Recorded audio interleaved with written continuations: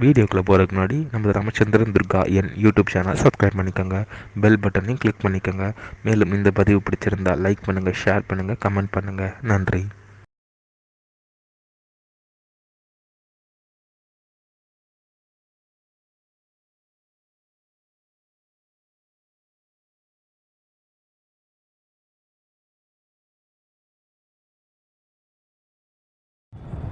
ஸ்ரீ குருப்யோ நமः.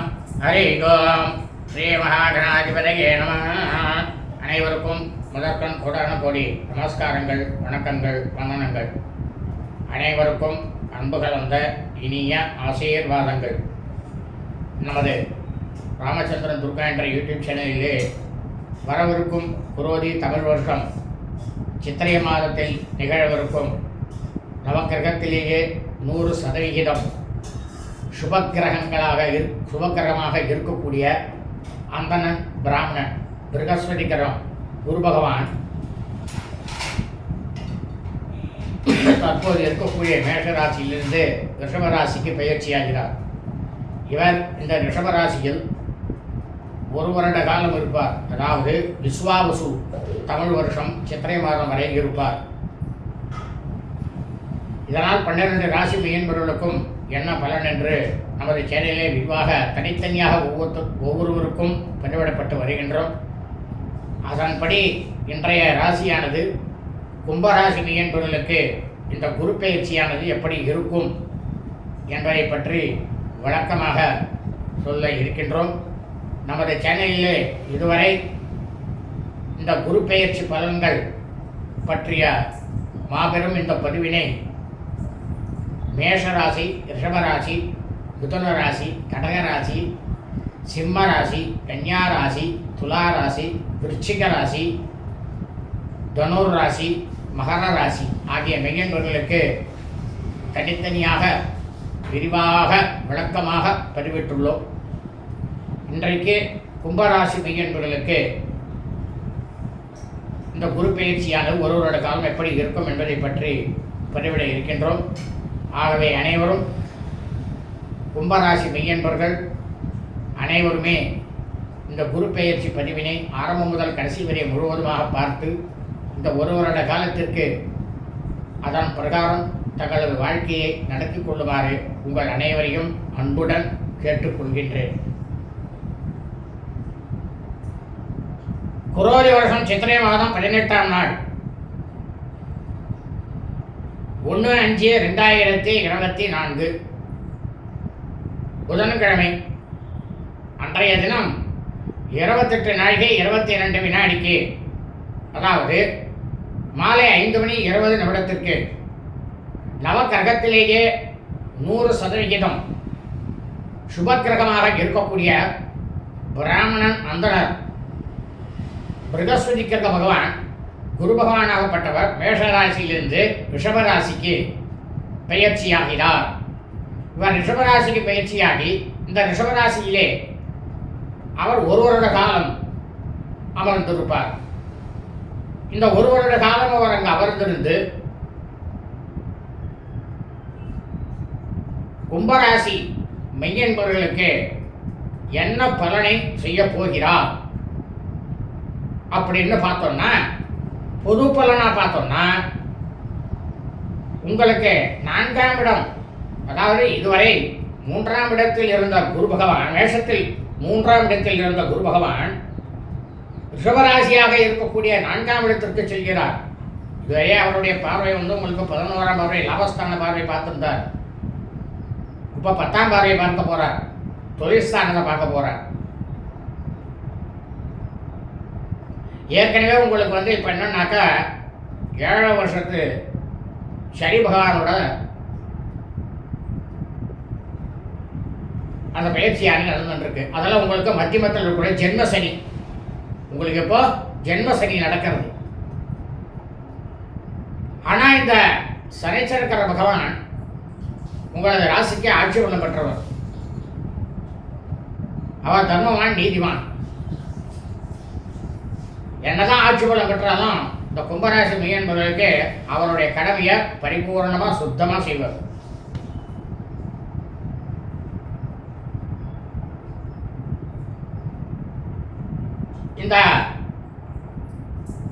குரு பகவான் உங்களது ராசிக்கு, அதாவது கும்பராசிக்கு இவர் நட்பு கிரகமாகத்தான் இருக்கின்றார். அதை நீங்கள் நன்றாக பார்த்து கொள்ள வேண்டும். உங்களுக்கு அவர் நண்பன்.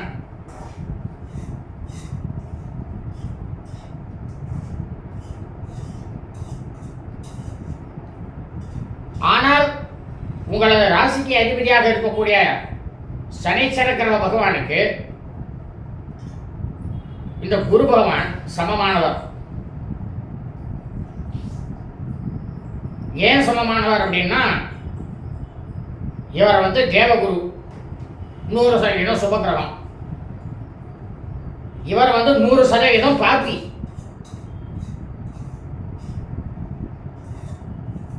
இதான் ரெண்டு பேருக்குள்ள வித்தியாசம். நல்லா சமம்னா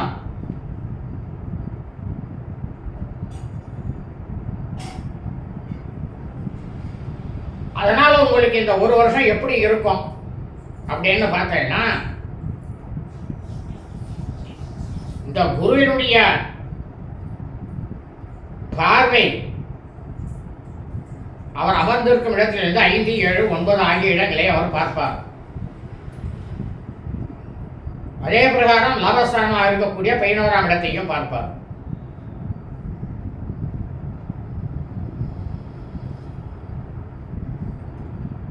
இந்த கும்பராசியில் சிரவிஷ்டா நட்சத்திரம், அவிட்ட நட்சத்திரம் 3, 4 பாதங்களும், சதபிர நட்சத்திரம், சதய நட்சத்திரம் 1, 2, 3, 4 பாதங்களும், பூர்வபுரோஷ்டதா நட்சத்திரம், பூரட்டாதி நட்சத்திரம் 1, 2, 3 ஆகிய பாதங்களும் அடங்கும்.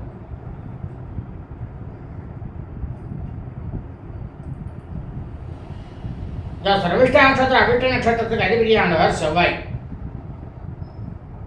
இவருக்கு மித்ருக்கிரகம் நண்பன்.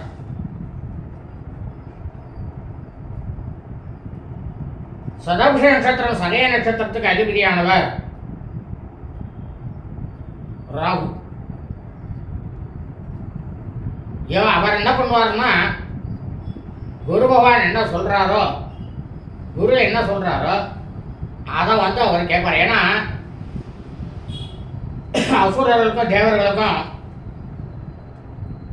அந்த தேவாமிரத்தை சாப்பிடும்போது இந்த ராகு பகவான் தான் அந்தனா வேஷம் போட்டு நின்று அதை சாப்பிட்றதுக்கு வந்தார். அதனால குரு என்ன சொல்றாரோ அது 50% அவர் கேட்பார். 50% அவருக்கு இயல்பான அசுர குணம் இருக்கும். இதே பூர்வபுரோஷ்டதா நட்சத்திரம், புரட்டாதி நட்சத்திரத்துக்கு அதிபதி யாருன்னா குரு பகவான் தான். அதனால தான் அவர் இங்கே நட்பு கிரகமாக இருக்கார் இந்த ராசிக்கு. என்ன எல்லாரும் புரிஞ்சுக்கணும், ஒரு நட்சத்திரத்துக்கு 4 பாதம், 1, 2, 3, 4 பாதம். இதில் 1ஆம் பாதத்துக்கும் 2ஆம் பாதத்துக்கும் சம்மந்தம் கிடையாது, 2, 3க்கு சம்மந்தம் கிடையாது, 3, 4க்கு சம்மந்தம் கிடையாது, 4, 1க்கும் சம்மந்தம் கிடையாது. ஒவ்வொரு பாதமும் ஒவ்வொரு பாதத்துக்கும் சம்மந்தம் கிடையாது. அதை முதல்ல எல்லாரும் புரிஞ்சுக்கணும். எல்லாருக்கும் நடக்கக்கூடிய பலனானது எல்லாருடைய இதுக்கும் நடக்காது. அப்படி ஒவ்வொருத்தருக்கும் ஒவ்வொரு மாதிரி மாறிட்டே 4 பாதங்கள் இருக்கக்கூடிய ஆளுக்கு ஒவ்வொரு பாதத்துக்கும் ஒவ்வொரு மாதிரி இருக்கும்.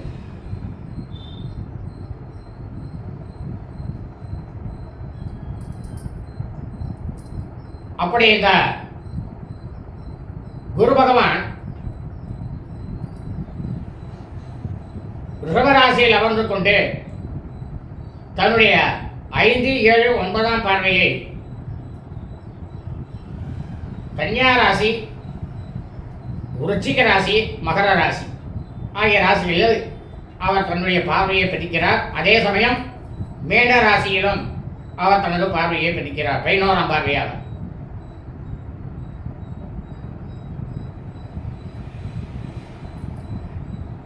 இந்த குரு பகவான் உங்களது ராசிக்கு 8ஆம் இடத்தினுடைய கன்னியா ராசி அஷ்டமஸ்தானம் உங்களுக்கு அந்த இடத்தை ஒரு பார்வை பார்க்கிறார். அஷ்டமஸ்தான தொல்லையிலிருந்து நீங்கள் விலகலாம், சற்று விலகலாம்.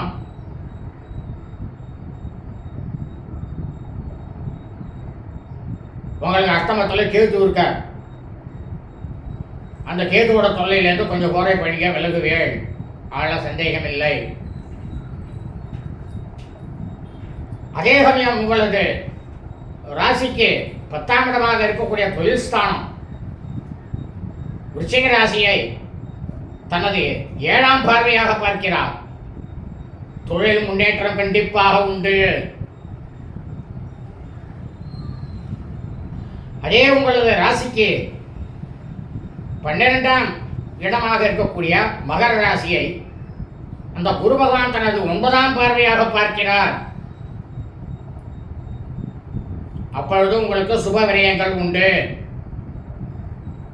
ஏன்னா இவர் தான் சுபகிரகமாச்ச, அதனால சுப விரயங்கள் ஆகும்.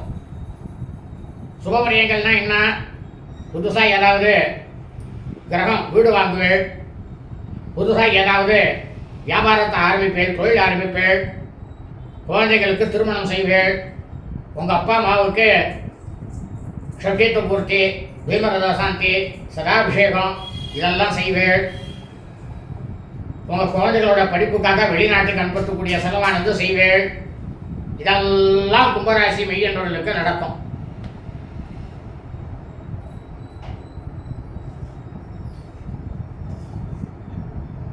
ஆனா இவர் 4ஆம் இடத்தில் அமர்ந்து கொண்டு மாத்ருஸ்தானத்தில் அமர்ந்து கொண்டு 10ஆம் பார்வையாக உங்களது ராசியை பார்ப்பதால் 10வது பார்வையாக பார்க்கிறார். உங்களது தாயாருடைய உடல்நலத்தில் மிகுந்த கவனத்தை செலுத்துங்கள்.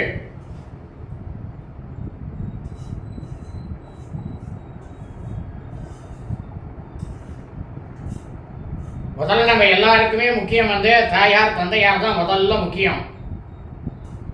அதுக்கப்புறமா தான் மற்றதெல்லாம், ஆண்டவனே அப்புறமா தான்.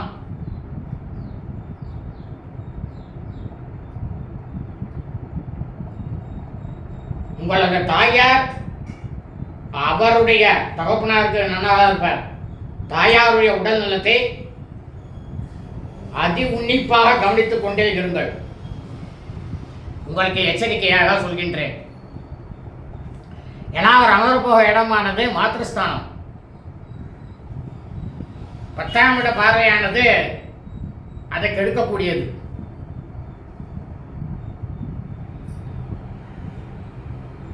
அப்ப இந்த கும்பராசி என்பவர்களுக்கு இதே உங்களுடைய ராசிக்கு 2ஆம் இடமாக இருக்கக்கூடிய தனஸ்தானத்தை தனது 11ஆம் பார்வையாக ஆட்சி பலம் பெற்ற மீனராசியை தனது பார்வையை செலுத்துகிறார் குரு பகவான். ஆஹா, அப்ப தனமானது நல்லா இருக்கணுமே. ஆமா, கண்டிப்பா வரும். பணம் வரும், சுப செலவும் இருக்கும், எல்லாமே இருக்கும். இது பொது பலன். நீங்க என்னமோ சொல்லிடுறீங்க, எல்லாமே நல்லா இருக்க ஓரளவுக்கு. ஆனா இந்த குரு பெயர்ச்சி உங்களுக்கு குரு பகவானால வெறும் ஒரு 45லேருந்து 50% தான் கிடைக்கும். காரணம் என்னன்னா, உங்க ஜென்மத்திலேயே இப்போ சனீஸ்வர பகவான் உட்காந்துருக்கார்.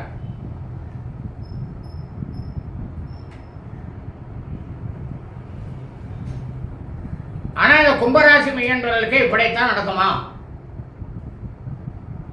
அப்படின்னு பார்த்தெல்லாம், எந்த ஒரு மனிதனுமே ஜனனம் எடுத்த மறு நொடி முதல் உங்களது ஜாதகத்தில் இந்த குரு பகவான்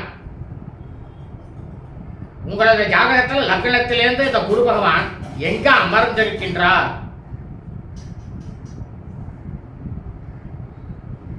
ஏன்னா ஒவ்வொரு மனிதனுக்கும் ஜனனம் முதல் மரணம் வரைக்கும்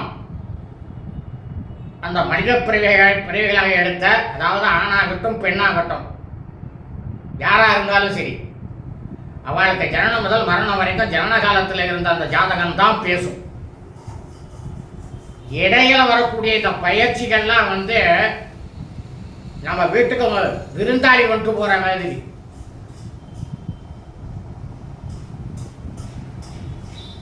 இது நல்லதும் நடக்கும், கெடுதலும் நடக்கும். அதே நமக்கு அந்த சமயத்தில் நம்மளுடைய ஜாதகத்தில் ஜனன காலத்தில் அந்த கிரகம் நல்ல இடத்துல உட்கார்ந்ததுன்னா இப்போ நமக்கு கெடுதல் இருந்தாலும் நல்லது நடக்கும். நல்லது நடக்கும்னாக்கா டபுள் பங்கு நல்லது நடக்கும்.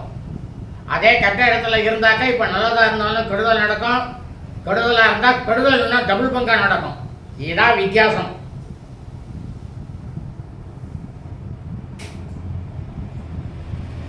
அப்படி இந்த கும்பராசி மெய்யன்பர்கள் உங்களது ஜாதகத்தில் லக்னத்தில் இருந்து இந்த குரு பகவான்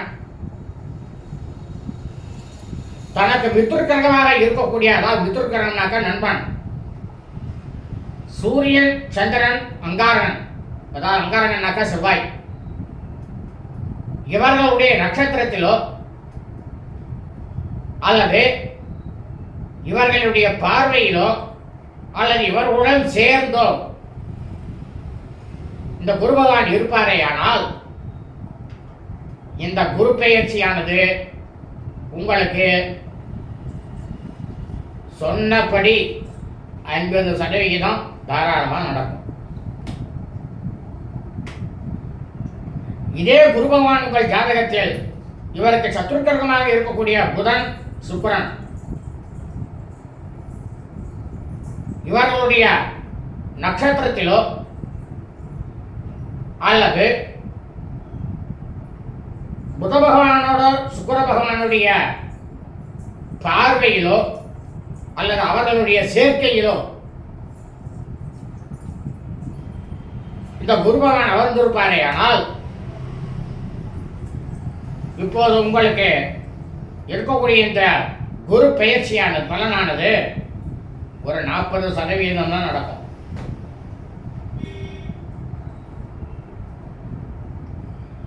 இதே இந்த குரு பகவான் உங்களுடைய ஜாதகத்தில்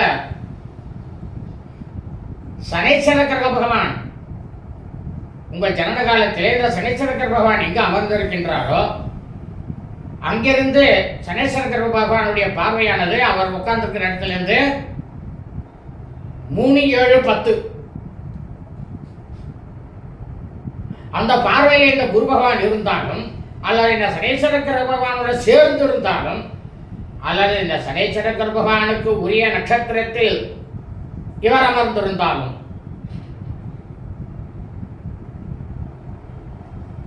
ஏன்னா இவர் தான் இவருக்கு சமமானவராச்சு. இவர் 100% பாப்பி, குரு பகவான் 100% சுபக்கிரகம். அப்ப இந்த பாபியுடைய இது ஒரு 50% சேருது இல்ல, அப்ப உங்களுக்கு கிடைக்கிறது எவ்வளவு கிடைக்கும்? ஒரு 35% கிடைக்கும்.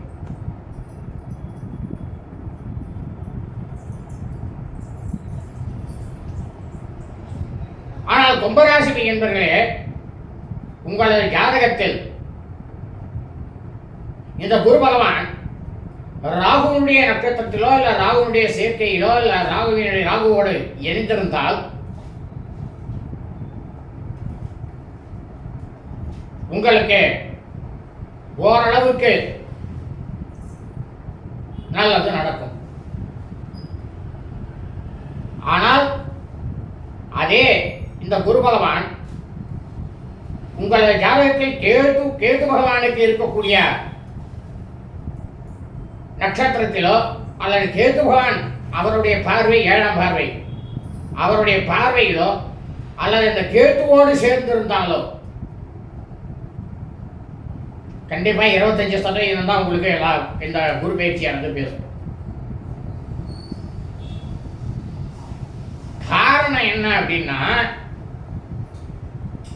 இந்த குரு பகவான் உங்களுடைய ஜனன காலத்துல இந்த சனீஸ்வர கிரக பகவானுடையும் இந்த நிழல் கிரகங்களாக இருக்கக்கூடிய ராகு கேது 2மே நிழல் கிரகங்கள் தான். ஆனா அதுலேயே கேது என்ற நிழல் கிரகத்தோடு அவர் இணைப்பு பெற்றிருந்தால் பிரம்மகத்தி தோஷம்.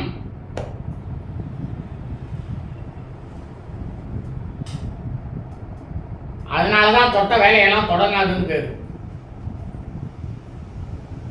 சரி, இந்த பிரம்மகத்தி தோஷம் வந்து நமக்கு கடைசி வரைக்கும் அப்படியே தான் இருக்குமா? இல்ல. இதை சின்ன வயசுலேயே அதை வந்து நல்ல ஜோதிடரை பார்த்து தெரிஞ்சுட்டேன்னாக்க உடனடியாக நிவர்த்தி பண்ணலாம். அந்த நிவர்த்தி பண்ணக்கூடிய இடம் எங்க? நமது தமிழகத்திலே திருவிடைமருதூர் அப்படின்னு ஊர் இருக்கு, கும்பகோணத்துக்கு முன்னால. அந்த திருவிடைமருதூர்ல மகாலிங்கேஸ்வரர் கோயில், சாட்சாத்து பரமேஸ்வரன். அந்த கோவில் ஒன்று தான் இந்த பிரம்மஹத்தி தோஷத்துக்கு நிவர்த்தியாக இருக்கக்கூடிய ஸ்தலம்.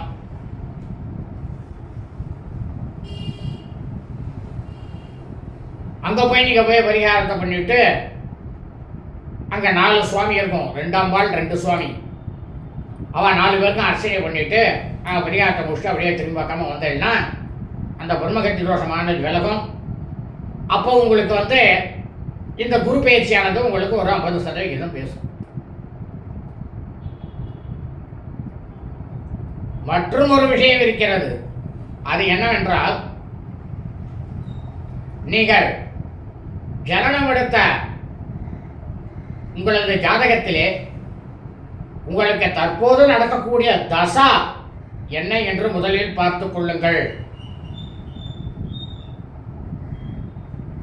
உங்களுக்கு தற்போது சுபக்கிரக தசை நடக்குமே ஆனால், சுபக்கிரக தசைன்னா என்ன? எந்த கிரகம்? சந்திரன், புதன், குரு, சுக்கிரன். நீங்க தான் புதனும் சுக்கிரனும் வந்து இந்த குருவுக்கு சத்துருக்கிரகம்னு சொன்ன விரோதிட்டு. இப்ப எப்படி அது சுபகிரகம்? ஏன்னா இவர் முக்காவுக்கு சுபகிரகம் சுக்கிரன், அவர் வந்து 50% சுபகிரகம் புதன். ஏன்னா அவர் ஆணும் பெண்ணும். மகாவிஷ்ணு. அப்ப அந்த புத கிரகம் வந்து உங்களுக்கு வந்து அந்த செயலில் வந்து 50% அப்படி இருக்கும், 50% பாக்கியா இருப்பார். அதனாலதான் இதை வந்து சுபக்கிரகம்னு சொல்றேன். ஏன்னா கல்விக்காரகான இவர் வந்து குரு பகவான் புத்திரகாரகன், எல்லாத்தையும் அபிவிருத்தி பண்ணுவார். குழந்தை பாக்கியத்தை பண்ணி கொடுப்பார், படிப்புல அபிவிருத்தி பண்ணி கொடுப்பார், உத்தியோகத்தில் அபிவிருத்தி பண்ணி கொடுப்பார், வியாபாரத்தில் அபிவிருத்தி பண்ணி கொடுப்பார், தீர்க்க சுமங்கலியா இருக்கிறதுக்கு அபிவிருத்தி பண்ணி கொடுப்பார். சகலத்தையும் கொடுக்கக்கூடியவர் குரு பகவான். அதே இந்த சுக்கிர பகவான் இருக்காரு, அவர் என்ன தனத்தை அள்ளி கொடுத்துட்டே இருப்பார்.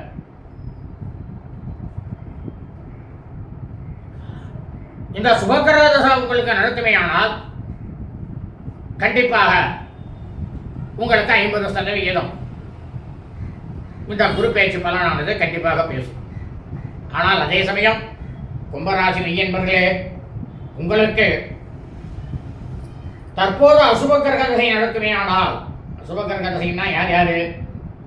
சூரியன், செவ்வாய், சனி, ராகு, கேது.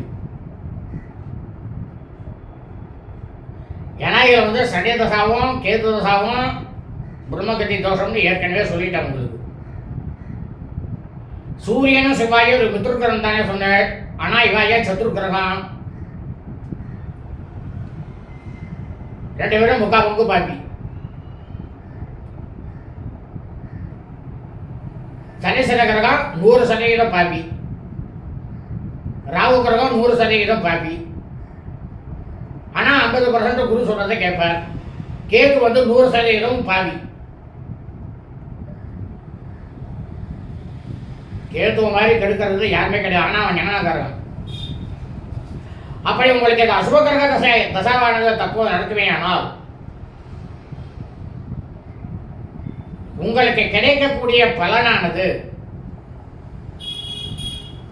ஒரு 35% 40% சொல்லலாம். சரி, இப்படிதான் இருக்குமா? எல்லாரும் நன்னா இருக்குன்னு சொல்றாள்.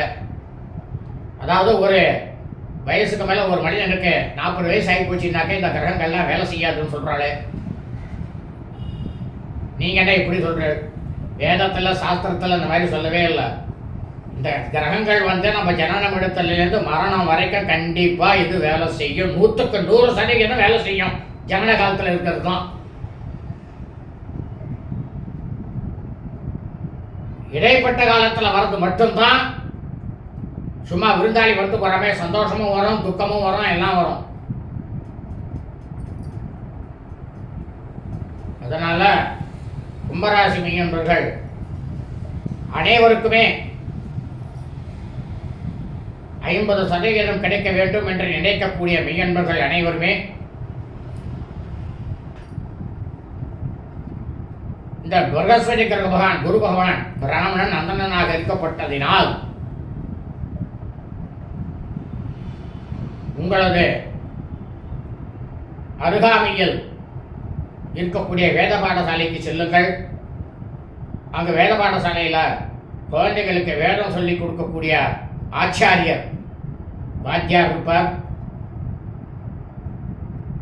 அவருக்கோ இல்லைன்னா தினந்தோறும் பிராமணர்கள் சந்தியாவந்தனம் காயத்ரி ஜபம் செய்யக்கூடிய பிராமணர்கள் யார் இருக்கிறார்களோ, ஏன்னா பிராமணர்கள் எவ்வளவுக்கு எவ்வளவு காயத்ரி ஜபம் பண்ணிட்டு எந்த அளவுக்கு இருக்காளோ பிராமணா ஒருத்தரால் தான் இந்த உலகமே க்ஷமமா இருக்கும்.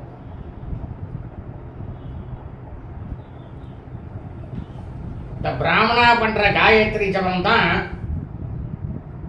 சாட்சாத் சர்வேஸ்வரனையே காப்பாற்றுறதுன்னு சொல்றது வேதத்துல பரமேஸ்வரனே சொல்லியிருக்கார். நாங்கள் எல்லாமே இருக்கிறது அதால தான் அப்படின்னு இருக்கார். பூர்வமா அதுக்கும் ஆதாரம் இருக்கு.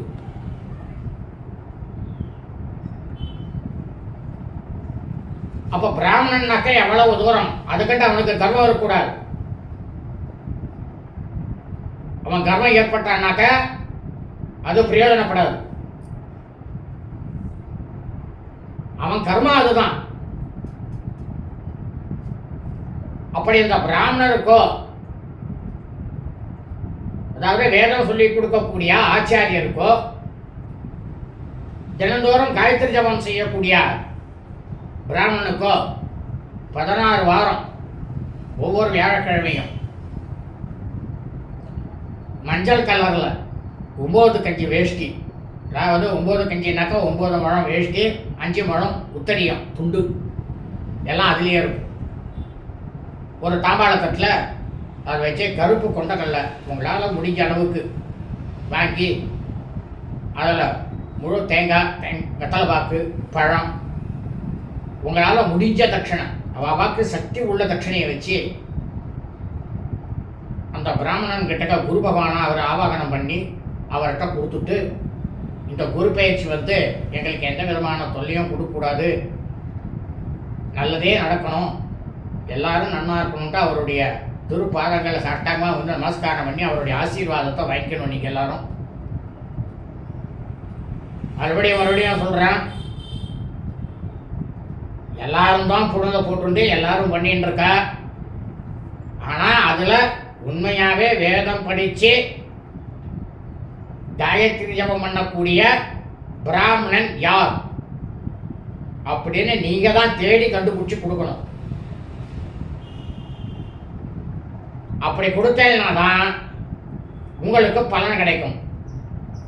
யார் வேணா புண போட்டுருக்கா, நான் கொண்டே கொடுத்துட்டோம் பிராமணா ஐயரு அப்படின்னு, ஏன்னா உங்களுக்கு தெரியாது, உங்கள் பேரில் தப்பு இல்லை. அப்படின்னு நீங்கள் கொடுத்துட்டு வந்துட்டேன்னா அது பிராமணனுக்கு கொடுத்ததா இருக்காது, இன்னும் அவங்கிட்ட இருக்கிற பாவமும் உங்களுக்கு வந்து சேரும். இதான் விஷயம். ஏன் கோவிலில் போய் செய்யக்கூடாதா அப்படின்னு கேட்கலாம். தாராளமாக கோவிலுக்கு போங்க, ஏன்னா ஈர்ப்பு சக்தி அங்கே தான் இருக்கு. கோவிலுக்கு போனால் என்ன செய்யணுங்கிற ஒரு முறையும் இருக்கு. என்ன பண்ணணும்னாக்கா, உங்களுக்கு அருகாமையில் இருக்கக்கூடிய நவக்கிரக கோவிலுக்கு போய் அங்கே நவக்கிரகங்கள் இருக்கும். அந்த நவக்கிரகத்தில் குரு பகவான் இருப்பார், இந்த பக்கம் பார்த்தீங்கன்னா தட்சிணாமூர்த்தி இருப்பார். 2 பேருக்கும் தீபம் போடுங்க. வியாழக்கிழமை 16 வாரம் 16 வாரம் போகிறோம். அதுக்கு மேலே முழுக்க உட்காந்து போட்டுருக்க வேண்டாம்.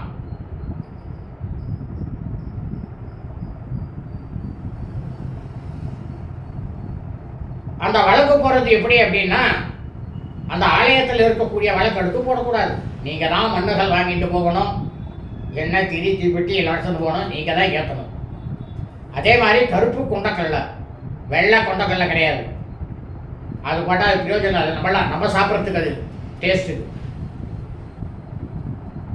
ஆனால் கருப்பு கொண்டக்கடலை தான் அதை நல்லா சுண்டல் மாதிரி பண்ணி குரு பகவானுக்கும் தட்சிணாமூர்த்திக்கும் நைவேத்தியம் பண்ணி அந்த ஆலயத்தில் வரக்கூடிய பக்தால் எல்லாருக்கும் கொஞ்சம் கொஞ்சம் கொடுத்துட்டு வீட்டையை உங்கள் வீட்டுக்கு எடுத்துன்னு வந்து எல்லாரும் சாப்பிடுங்க.